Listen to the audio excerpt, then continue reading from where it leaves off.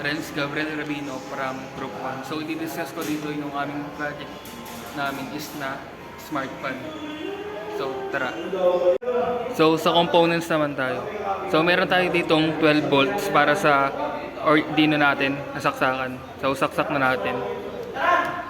Tapos, meron tayong 220 volts para sa electric fan natin. So, saksak na din natin. And sa components natin, meron tayong LCD, voice command module, and speaker.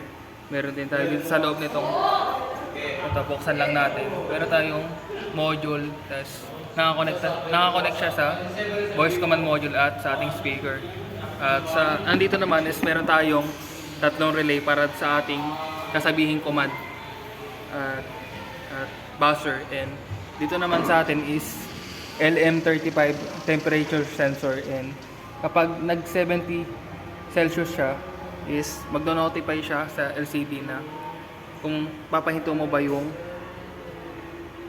fan mo para maging iwas siya sa mga instances na accident na magkasunog or mag-overheating yung ating mga appliances. Then kapag naging 80 degrees Celsius naman siya is kusa na siyang mamamatay. So, try na natin siyang paganahin.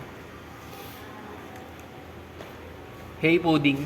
Hi, how can I help? Then, sabihin na lang natin yung command natin. Meron tayong tatlong command which is low pan, medium pan, and high pan. So, try natin yung low pan. Hey Pudding. Yes, it's here. Low pan. Okay, no bad. So, gumagana naman siya. Then, sabihin ulit natin, stop the pan. Okay, not too bad. So, ganito lang gumana yung aming project na smart fan.